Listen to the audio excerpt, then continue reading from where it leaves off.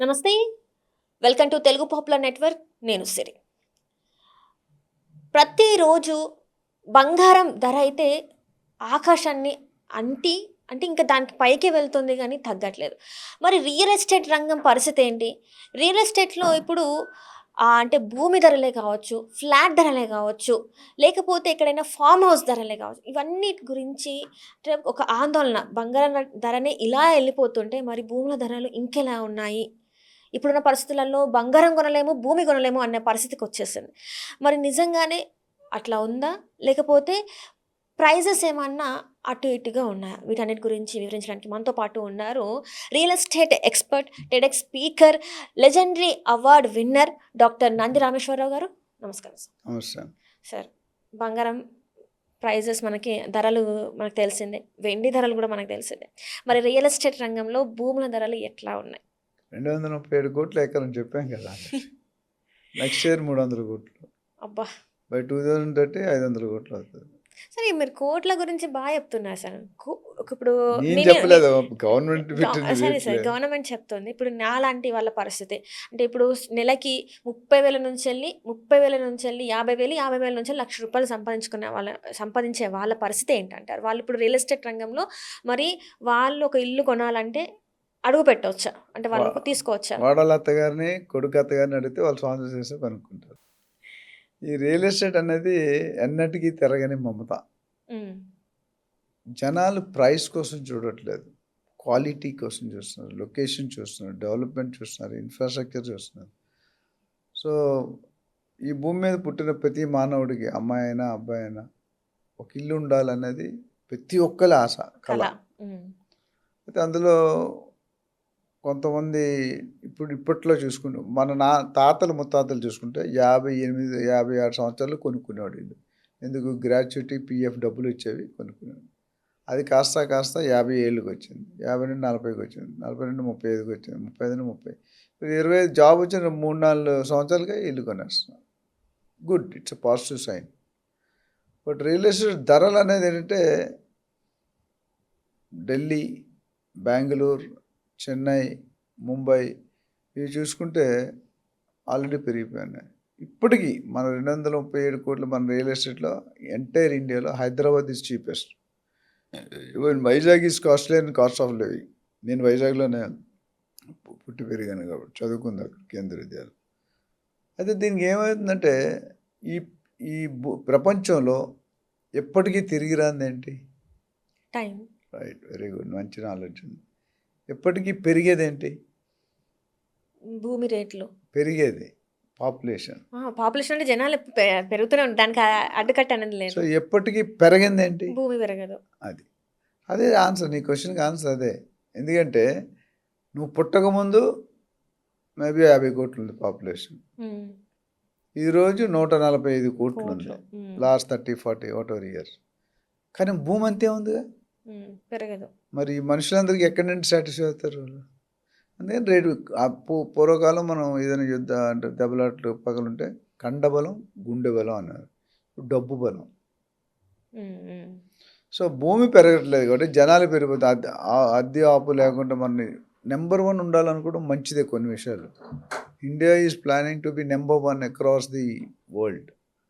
అది పాపులేషన్లో అది positive sign, negative.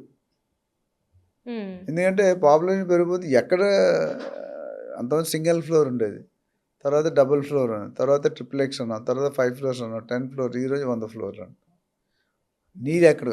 Green జంగల్ కాస్త మనం కాంక్రీట్ జంగల్ చేస్తాం.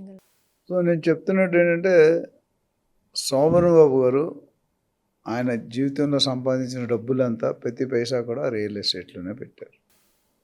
ఎందుకంటే ఆయన దానికి ఎక్స్ప్లెనేషన్ ఏమి ఇచ్చారంటే, ఏం చెప్పారంటే ఈ ప్రపంచంలో 100%లో డివైడ్ చేస్తే 75% ఓషన్స్ ఉన్నాయి, నీళ్ళు, pacific ocean, bay of Bengal అని.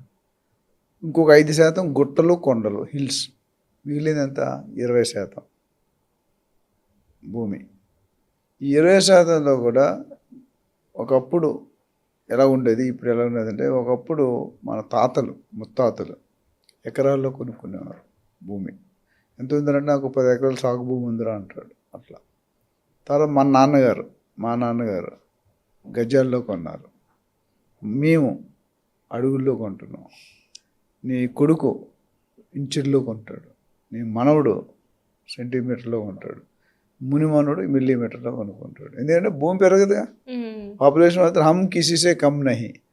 దేంట్లో మనం ఇంకా గ్రేట్ ఏంటంటే ఇండియా నెంబర్ 1 పాపులేషన్లోనే కాదు, డయాబెటిక్స్లో నెంబర్ 1, బీపీలో నెంబర్ 1, క్యాన్సర్లో నెంబర్ 1. నెంబర్ 1 అన్నిటికీ బాగుంటుంది, కొన్నిటికి బాగుంటుంది, బట్ ఫార్చునేట్లీ అన్ఫార్చునేట్లీ మనం అవుతుంది. సో దీనివల్ల ఏమైందంటే భూమి కొనుక్కోవడం రానున్న ఒకప్పుడు నేను మన కేరళ వెళ్ళా, తెక్కెడి అని ఒకటి ఉంది, మున్నార్ అన్న 10 లక్షలకి ఎకరం, 10 లక్షలకి మెయిన్ చిన్న ఊరు, అంత గ్రీనరీ. ఒక ఇల్లు 1000 గజాలు ఒక ఇల్లు ఉందనుకోండి, మధ్యలో ఇల్లు ఉండే 4 పక్క సెట్ బ్యాక్స్, మొత్తం చెట్టు, ఇల్లు కనిపించదు, చెట్లు కనిపిస్తాయి, అంత గ్రీనరీ. సో 10 లక్షలు దొరుకుతుంది ఎకరం. అండ్ ట్రాఫిక్ అస్సలు జీరో, చిన్న సింపుల్. అయితే చర్చిలు ఎక్కువ కనిపించాయి, గుళ్ళు ఎక్కువ కనిపించలేదు. So what I'm saying is అక్కడ కొన్ని డిసడ్వాంటేజ్ ఉన్నాయి, అడ్వాంటేజ్ ఉన్నాయి. ఇప్పుడు కొన్ని బాగా తుఫాన్ ఇవన్నీ వస్తే ఆ కొండల రాళ్ళు కూడా ఇరిగి మనమే పడతాయి. But greenery wise one of the best place in India. కానీ ఇక్కడ అలా కాదు కదా, అక్కడ గ్రీన్ జంగల్ బాగుంది, కాంక్రీట్ అసలు మీకు తెలిసి హై రైజ్ బిల్డింగ్స్ లేవు అక్కడ, only independent 1 house or maximum 2 floors. Apartment కల్చరే లేదు. అక్కడ చూస్తే ఇక్కడ మళ్ళీ రాబోద్ది కాదు మనకి. మేము ఒక 1 week స్పెండ్ చేసాం. సో ఇక్కడ అలా లేదు. హైదరాబాద్కి కొన్ని లక్షల మంది ప్రతి సంవత్సరం మైగ్రేట్ అవుతున్నారు, వివిధ రాష్ట్రాల నుంచి, రాష్ట్రాలు దేశాలు అన్నీ. సో దానివల్ల ఏమైందంటే హైదరాబాద్ అందరికీ నచ్చిన జాగా. హైదరాబాద్ వచ్చి ఇక్కడ నచ్చలేదనే మంది మేబీ 1-2% ఉండొచ్చు. సో దానివల్ల ఏమైందంటే రియల్ ఎస్టేట్కి డిమాండ్ పెరిగిపోయింది.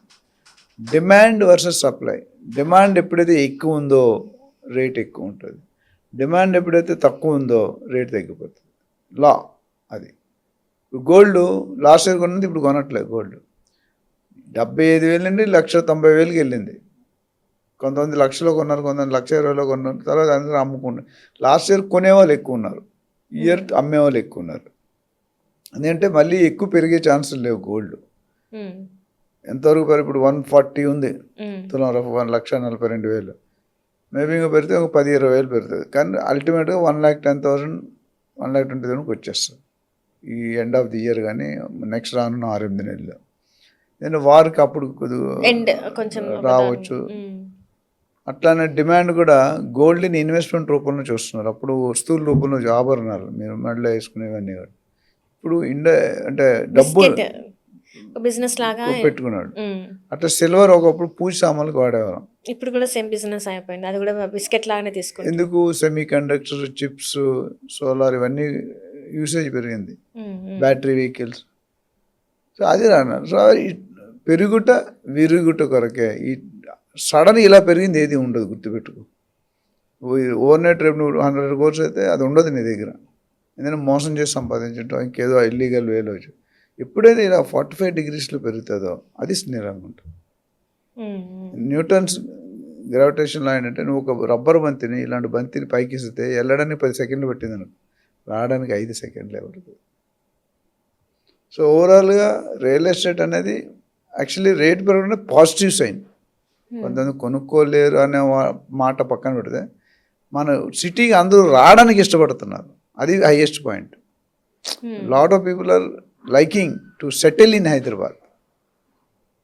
హైదరాబాద్ని ఎన్ఆర్ఎస్తో పాటు rest of the world global real estate డెస్టినీగా పరిగణిస్తున్నారు. Narendra Modi garu 2nd capital of India చేయాలనే ఆలోచనలో ఉన్నారు. యూనియన్ టెరిటరీ కానీ 2nd capital. ఎప్పుడు కూడా మనకి తుఫాన్లు తక్కువ, హిల్స్లో ఉన్నాం కదా, బంజారా హిల్స్, జూబ్లీ హిల్స్ రాకూడదు. డెక్కన్ ప్లాటో ప్రకారం అది ఉంది. అట్లా ఫుడ్ అన్ని రకాల ఫుడ్, గుజరాతీ గల్లీ నుండి మరాఠీ ఫుడ్ నుండి ఒరిస్సా అన్ని ఫుడ్లు ఉన్నాయి. హైదరాబాద్ ఈజ్ ఫేమస్ అని నీకు చాలాసార్లు చెప్పు. దేనికి famous? Paradise biryani, Karachi biscuit, Pulla Reddy sweets, pearls, అవునా? తర్వాత డాక్టర్ నంది రామేశ్వరరావు. రైట్. నిజంగా మీరు ఎక్స్పర్టే, అంటే రియల్ ఎస్టేట్ రంగంలో వన్ ఆఫ్ ద దిగ్గజం అని చెప్పుకోవచ్చు. అట్లేం లేదు, నేను man below average. MBA PhD అంటే మ్యాన్ బిలో యావరేజ్ అంటే సో అంటే నేను చెప్పాలనుకుంది ఏంటంటే హైదరాబాద్కు ఉన్న విసురుబాటు ఇండియాలో ఏ సిటీకి లేదు. ఎగ్జాంపుల్ బెంగళూరు ట్రాఫిక్ ఎయిర్పోర్ట్కి వెళ్ళాలంటే 3 3 గంటలు, గంటలు. చెన్నై సి, వైజాగ్ సి, ముంబై సి, సి.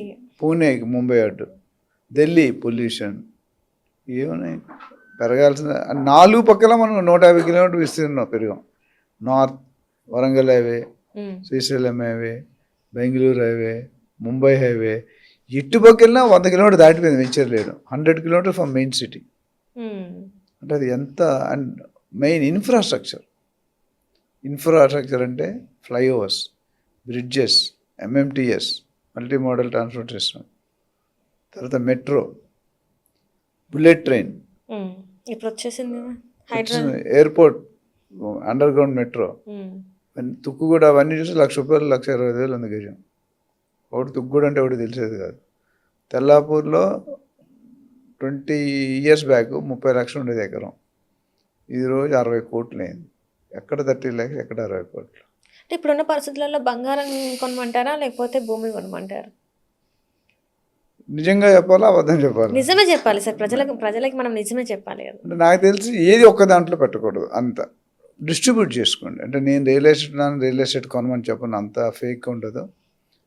నీ దగ్గర ₹1,00,00,000 అనుకోండి, ఒక 30 lakhs 35 lakhs రియల్ ఎస్టేట్లో పెట్టండి, ఒక 25 lakhs గోల్డ్లో పెట్టండి, ఒక 10% స్టాక్ మార్కెట్లో పెట్టుకోండి, రిస్క్ ఎక్కువ కాబట్టి, ఒక 10% మ్యూచువల్ ఫండ్స్ పెట్టుకోండి, ఒక 10% 5% మిగతా బాండ్స్ పెట్టుకుంటే carrying 10 dozen eggs in one basket is always danger. చేయి జారితే అన్నీ పోతాయి, కాళ్ళు జారినా నోరు జారినా తిరిగి రాదు. అందుకే మీ రిస్క్ని ఎప్పుడు ఒకటే ఫీల్డే హైప్లో ఉండదు. రియల్ ఎస్టేట్ కూడా డౌన్ అయింది. సో ఒక దాంట్లో మీరు 5 ఎట్లో పెట్టారనుకోండి, 1-2లో తక్కువ ఉంటే మిగతా 3 బాగుంటాయి. సో మీ రిస్క్ అనేది చాలా బ్యాలెన్స్ చేసి చెప్తున్నాను. నేను ఫాలో అయ్యే మెథడే చెప్పాను ప్రజలకి. నచ్చితే నేను చేసేది అన్నీ ఒక దాంట్లో నేను సంపాదించిన ₹10లో ₹3, ₹3.5 రియల్ ఎస్టేట్, ఒక ₹2.5 గోల్డ్, ఇంకో ₹10-15 మన స్టాక్ మార్కెట్, మిగతాది. అప్పుడు ఏమవుతుందంటే మీ పెట్టుబడి కాస్త స్థిరంగా 4 రాళ్ళు ఇస్తే ఒక రాయిన తగులుతాను వచ్చి మామిడిపండు. ఇప్పుడు 5లో ఒకటి డౌన్ అయితే మిగతా అన్ని హైప్లో ఉంటాయి, రెండో డౌన్ అయితే ఇంకోటి పెరుగుతుంది. ఒకప్పుడు స్టాక్ మార్కెట్ పెరిగింది.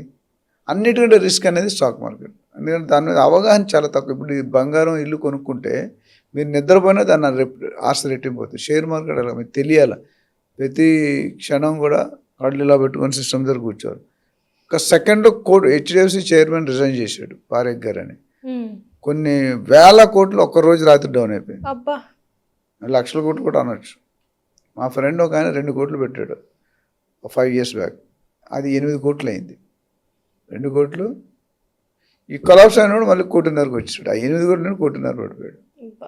కానీ రియల్ ఎస్టేట్లో బంగారం అంత లాస్ ఉంటుంది, కుదరదు, తేడా ఉంటుంది. రియల్ ఎస్టేట్ జనరల్గా లాస్ అనేది చాలా తక్కువ కేసులు, ఇల్లీగల్ కొనుక్కుంటే తప్ప. బంగారంలో కూడా 5-10 వేలు ఇట్టాడు, కానీ ఎప్పుడు కూడా లక్షల్లో ఒక్కసారి పెరిగింది ఈ టైం, లేదా అంత పెరుగుదల ఎప్పుడు లేదు. మిగతా మ్యూచువల్ ఫండ్ 10-12% వస్తాయి. సో దీని మీద కూడా మనం కన్సల్టింగ్ ఇస్తాం. ఎవరైనా నా దగ్గర ఎంత డబ్బు ఉంది, అప్పు చేసుకొని కొనాలా, లోన్ తీసుకొని కొనుక్కోవచ్చా అంటే పరిస్థితుల్లో నా సరైన గోల్డ్ కొనుక్కోకపోవడమే మంచిది. స్థిరత్వం లేదు. రియల్ ఎస్టేట్ ఎప్పుడైనా పెట్టుకోండి. రియల్ ఎస్టేట్ రైట్ టైం ఇది. ఎవరైనా డబ్బులు ఉంటే కొనుక్కోవడం మంచిది. ఎందుకంటే ఇవాళ రేటు నెక్స్ట్ 6 నెలల్లో ఉండదు. సో అందుకని అత్యవసరం పెళ్ళి అంటే కొనుక్కోండి, అయితే రేటు పెరిగిపోతుందని కొనుక్కోవడం అంత కరెక్ట్ కాదు. చాలా డిబేట్స్లో కూడా చెప్పాను.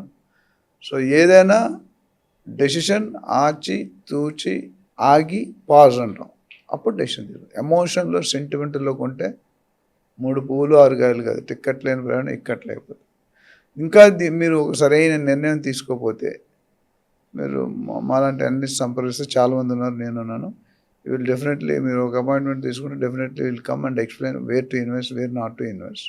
Right. Thank you so much. Thank you.